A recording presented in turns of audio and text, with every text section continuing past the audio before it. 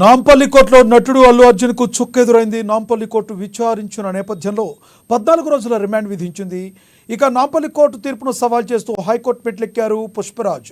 తన తరపు న్యాయవాది అల్లు అర్జున్కి బెయిల్ కావాలని కోరుతున్నారు.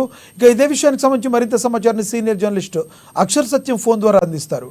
అక్షర్ సత్యం గారు నమస్తే అండి.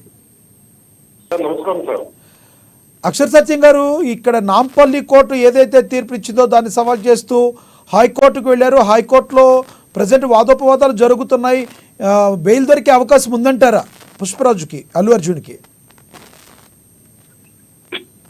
సార్, ఇప్పుడు ఇది అంతా చూస్తుంటే అంటే చట్టం ఎవరికైనా చట్టమే. అల్లు అర్జున్ గారికైనా అరెస్ట్ చేయాలి, తప్పు చేస్తే ఎవరినైనా అరెస్ట్ చేయాలి.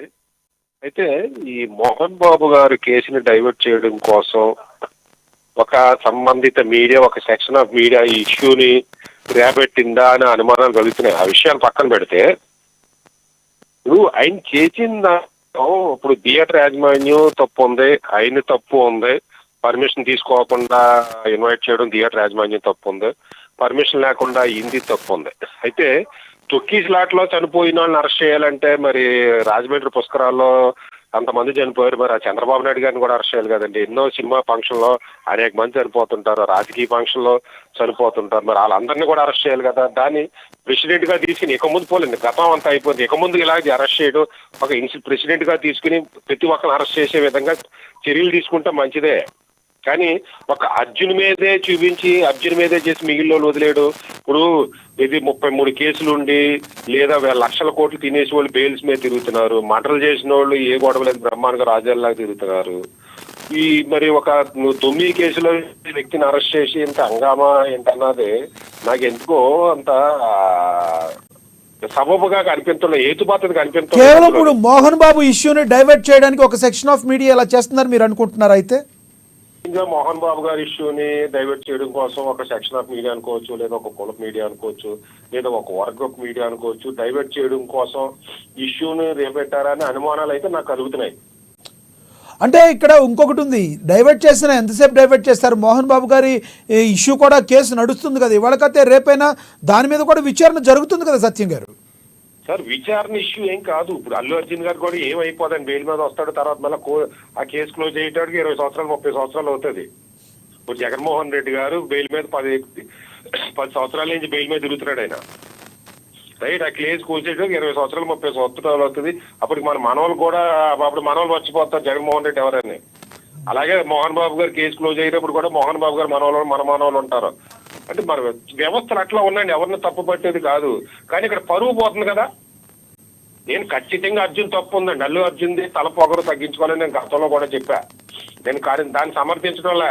అలాగే మరి థియేటర్ చాలా మంది అంటుంటారు సంజయ్ థియేటర్కి ఎందుకు వెళ్ళాలి, ఏదన్నా ఏంటిది మాల్కి వెళ్ళొచ్చు కదా అని.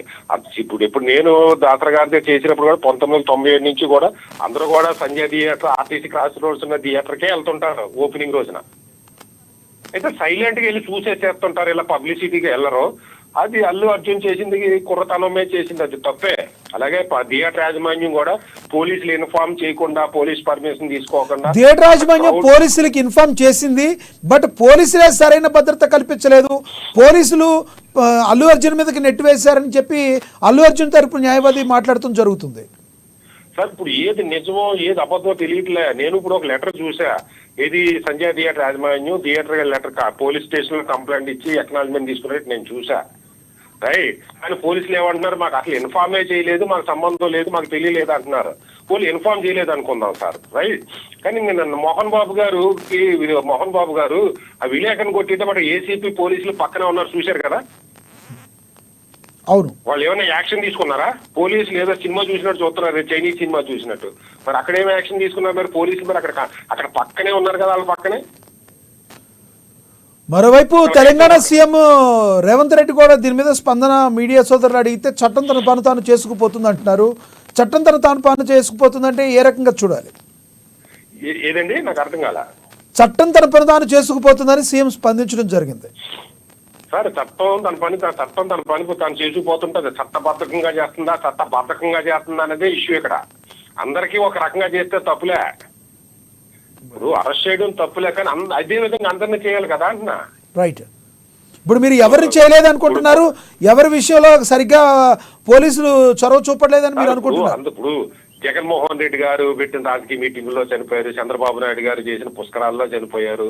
అది ప్రతి ఒక్కరి సినిమా ఫంక్షన్ లో ఏదో జరుగుతుంటది. మరి వాళ్ళందరి మీద కూడా యాక్షన్ తీసుకుంటే గతంలో జరిగింది, రేపొద్దున జరగబోయే వాటి మీద యాక్షన్ ఎట్లాగే తీసుకుంటారా? 1000 రూపాయలు సినిమా రేటు ఇచ్చినప్పుడు చట్టం తన పని చేసి పోయేలాగా చేశారు. రేవంత్ రెడ్డి గారు ఏ రకంగా సామాన్యులు చేతులు పెట్టుకుంటాడు 1000 రూపాయలు పర్మిషన్ ఇచ్చారు? అయాలు తెలీదా రేవంత్ రెడ్డి గారికి, కాంగ్రెస్ గవర్నమెంట్ కి? సార్ 3 రూపాయలు అమ్మించిన జగన్మోహన్ రెడ్డి గారిది తప్పే, 1000 రూపాయల రేటు పెంచిన ఇది రేవంత్ రెడ్డి గారిది తప్పే. ఆ లెక్కొస్తే ఆంధ్రప్రదేశ్లో ఉన్న కూటమి ప్రభుత్వం కూడా 800, 900 చేసుకోవచ్చంది. మరి పవన్ కళ్యాణ్ గారు కూడా దానికి పెంచుకుంటానికి అవకాశం ఇచ్చారని చెప్పి థ్యాంక్స్ బాబాయ్ అని కూడా అల్లు అర్జున్ గారు చెప్పడం జరిగింది. ఆ ఇష్యూకి దీని ఇష్యూకి సంబంధం ఏంటంటారు అసలు? సార్ ఇప్పుడు రేట్లు పెంచినప్పుడు హీరో ప్రొడ్యూసర్ ఖచ్చితంగా థ్యాంక్స్ చెప్తారు. కానీ హీరో థ్యాంక్స్ కోసం ప్రభుత్వాలు నడకూడదు కదా, లేదా ప్రొడ్యూసర్ చెప్పే ఎప్రిషియేషన్ కోసం ప్రభుత్వాలు నిర్ణయాలు తీసుకోకూడదు కదా. 100 రూపాయలు అమ్మాల్సిన టికెట్ 3 రూపాయలు జగన్మోహన్ రెడ్డి అమ్మినప్పుడు ఎలా తిట్టామో, 100 రూపాయల టికెట్ ని 200 చేయి తప్పులే, 250 చేయి, లేదు 300 చేయి, 1000 రూపాయలు చేయడం ఏంటండి?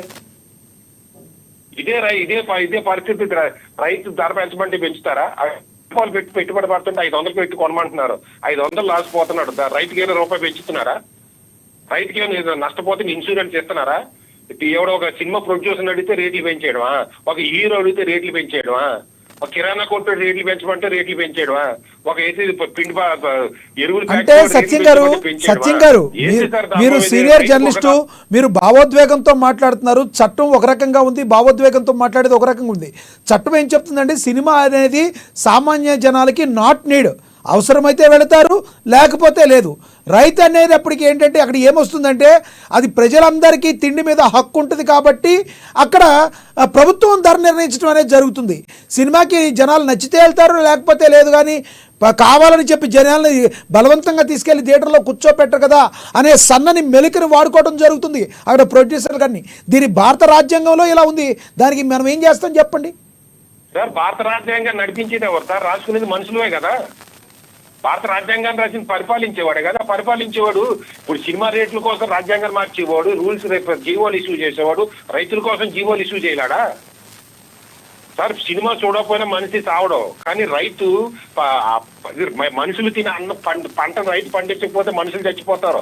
ఆ పంటను పండించే వాడికి 4 రూపాయలు మిగిలిపోతే రైతు చచ్చిపోతారు. రైతే చచ్చిపోతే నీకు నాకు పుట్టి ఎక్కడి నుంచి వస్తారు సార్? వాళ్ళు అలాంటి దాన్ని మెలికిని వాడుకుంటున్నారు అని చెప్తున్నా నేను. రైతుని తక్కువ చేయాలని నా ఉద్దేశం కాదు. నేను అంటలే, సెంట్రల్ గవర్నమెంట్ పాలసీ ఇది 1947 నుంచి కూడా ప్రభుత్వ విధానం తప్పు. ఇది నేను నరేంద్ర మోడీ గారు తప్పు, లేదా చంద్రబాబు నాయుడు గారు తప్పు, రేవంత్ రెడ్డి తప్పు అంటలేదు సార్. నేను ప్రభుత్వ విధానాలు తప్పు అంటే భారత రాజ్యాంగ రూపకల్పనే తప్పు అని చెప్తున్నాను నేను. ఇప్పుడు ఫైనల్ గా ఏం చెప్తారు అల్లు అర్జున్ గారి విషయంలో? ఏం చెప్తారు ఇప్పుడు ఫైనల్ గా మీరు? అల్లు అర్జున్ గారిది అయినా నేను గతంలో మీ డిబేట్ లో కూడా చెప్పా, ఒక ఆర్టిస్ట్ అనేవాడు తలపోగర తగ్గించుకొని అందరికి అనుకూలంగా ఉండాలి, ఒక పార్టీకి అనుకూలంగా మారకూడదు. అది అల్లు అర్జున్ అయినా, పవన్ కళ్యాణ్ గారు అయినా, రేపు వద్దన్న ఎవరో రామ్ చరణ్ అయినా, లేదా నందమూరి తారక రామారావు అయినా, జూనియర్ ఎన్టీఆర్ ఎవరైనా ఒకటేనండి. నలుగురికి కలిసిమెలిసి ఉండాలి, రాజకీయాలకు దూరంగా ఉండాలి. నా ఇష్టం నేను వెళ్తాను, నేను నా ఫ్రెండ్ స్నేహితురాలకి వెళ్తానన్నా రాజకీయాలు దూరంగా ఉండాలి. తర్వాత తలకి నెత్తికి ఎక్కి గర్వం నెత్తికి ఎక్కిన వెళ్తే ఇటువంటి భరించాలి. కర్మ ఎవరిని వదిలిపెట్టదు. ఇప్పటికైనా అయినా జాగ్రత్తలు తీసుకోవాలి. అలాగే రేపు పొద్దున సినిమా ఫంక్షన్లు చేసే సినిమా హీరోలు కానీ, ప్రొడ్యూసర్లు కానీ ఇక ముందు దీన్ని ఒక ప్రెసిడెంట్ గా తీసుకుని ఏదైనా తొక్కిసలాట జరిగితే మన తలకు చూసుకుంటారా బాబు అనే జాగ్రత్త తీసుకోవాలి. అలాగే ఇప్పుడు అల్లు అర్జున్ గారిని అరెస్ట్ చేయడు, ఓకే, చట్టాన్ని మనం కాదనలేము. అలాగే అక్కడ సంబంధిత పోలీసుని సబ్ ఇన్స్పెక్టర్ దగ్గర నుంచి ఆ ఏసీపీ, డీసీపీ వరకు వాళ్ళు కూడా యాక్షన్ తీసుకోవాలి. ఆ సినిమా రిలీజ్ అవుతుంది అన్న తర్వాత అప్పటి నుంచి ఏంటి 15 రోజుల నుంచి గొడవ జరుగుతుంది. పుష్ప సినిమా మీద రాజకీయ నీళ్ళు జరిగినాయి. అక్కడ బందోబస్తు కనీసం అల్లు అర్జున్ కూడా వదిలేడు, సినిమా బందోబస్తుకి వెళ్ళాలా వద్దా? ఆ పోలీసుల మీదుగా యాక్షన్ తీసుకోవాలిగా, పోలీసులు కూడా అరెస్ట్ చేయాలిగా. తప్పు చేస్తే ఒక సెక్షన్ అరెస్ట్ చేయడం తప్పు కాదు కదండి, అందరిని అరెస్ట్ చేయాలి. ఇప్పుడు మోహన్ బాబు గారి ఇష్యూను సైడ్ ట్రాక్ చేయడానికి ఈ రకంగా హైట్ క్రియేట్ చేస్తున్నారు కొంతమంది అంటున్నారా మీరు? అయితే ఖచ్చితంగా ఇప్పుడు నాకు ఎందుకో సార్, నేను చట్టాన్ని తప్పు పట్టలేను, చట్టాన్ని గౌరవిస్తాను నేను. అరే పాపం కోర్టుకి వెళ్ళిన మనోజ్కి ₹1,00,000 ఫైన్ అట్ట, నేను కోర్టుకి రాలేదని ఏదేంటిది హాస్పిటల్లో ఉన్న మోహన్ బాబుకి ఏమీ లేదు. అంటే చట్టాన్ని గౌరవించింది మనోజ్ తప్ప, లేకపోతే చట్టానికి సంబంధం లేదని హాస్పిటల్లో ఉన్న మోహన్ బాబు తప్ప, లేకపోతే చూస్తున్నది మన తప్ప సార్? అండ్ ఇంకొకటి, ఎవరికైనా ప్రాబ్లం ఉండదు, కానీ ఒక మీడియా వ్యక్తి మీద దాడి చేయడం అనేది చాలా దారుణమైన విషయం. మీ పాపం సార్, మీ నిజంగా ఇప్పుడు చాలా మందికి ట్రోల్ చేస్తున్నారు, భలే జరిగింది ప్రైమ్ 9, ఇది TV9 అని. ఆ TV9 తప్పు చేస్తే రామేశ్వరరావు మీద కక్ష తీర్చుకోండి, రామేశ్వరరావు మీద యాజిటేషన్ చేయండి, లేదా రజనీకాంత్ మీద చేయండి. కానీ 10,000 రూపాయలు జీతానికి చేసే కుర్రోడు అయ్యప్ప దీక్షలో ఉన్నాడు పాపం, అప్పటికి భిక్ష కూడా చేసి ఉండడు, పూజ కూడా చేసి ఉండడు. 10,000 రూపాయలు చేసే జీతగాడి మీద మోహన్ బాబు లాంటి సెల్ఫ్ డిక్లేర్డ్ లెజెండరీ దాడి చేయడం తప్పే కదా సార్?